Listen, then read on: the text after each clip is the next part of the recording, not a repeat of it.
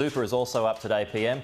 Can you clearly explain how your tax changes would affect the defined benefit scheme, including your own generous pension as a long-serving MP and now PM? Do you want me to ask the question again? Sorry, I didn't hear the question. Okay. Sorry. Superannuation is up today, speaking It's of today. a bit loud here with the rain. I understand.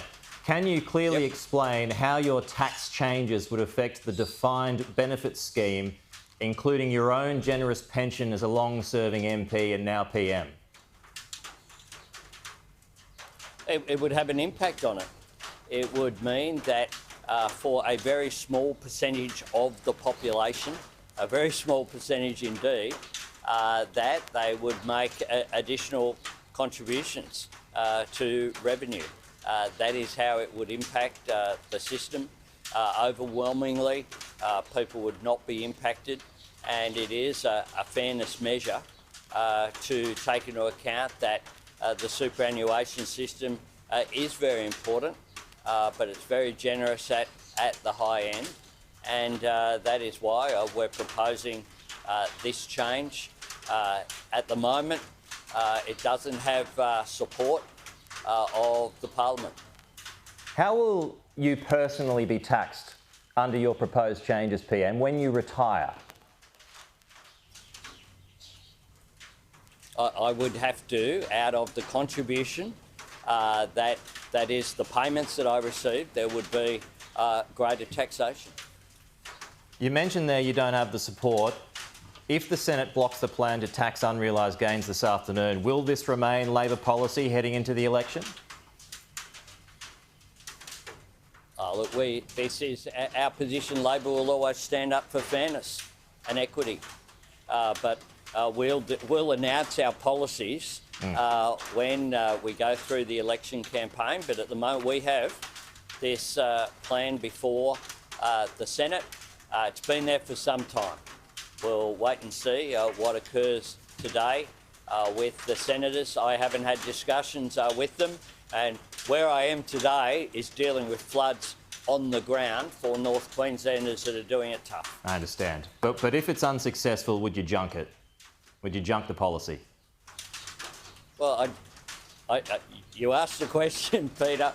With respect, I just gave the answer. We'll announce our policies when the campaign is on and beforehand. But at the moment, we have policy before the Senate. There's an opportunity to inject greater fairness into the system in the Senate, and I hope they do so. Will you be down for question time today, by the way?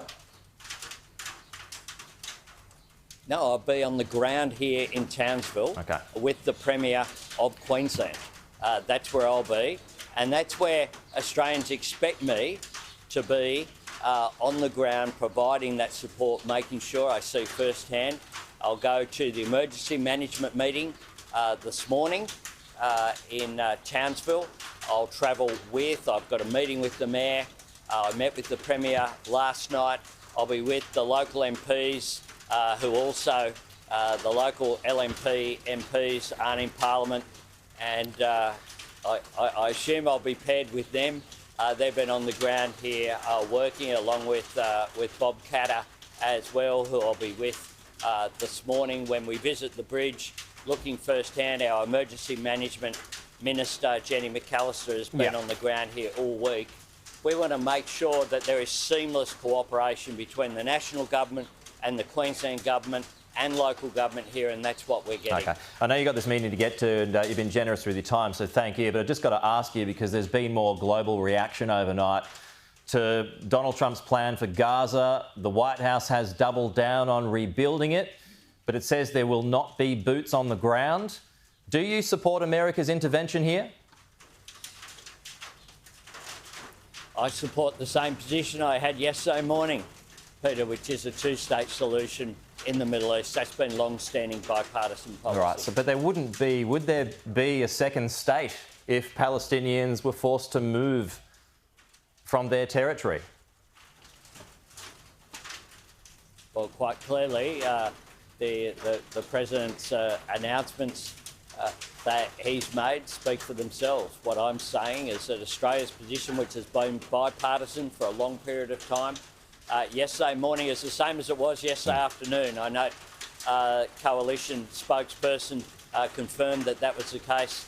It remains our position, and overwhelmingly it's the position that the United States has held and that the world has held for some period of time. We want to see peace and security for both Israelis and Palestinians in the Middle East, with both being able to live with that peace and security, because that's how you can ensure prosperity. And if we can get a peaceful solution in the Middle East, that would obviously help the entire globe. OK, we will leave it there, but thank you again for your time this morning. Prime Minister Anthony Albanese live in Townsville.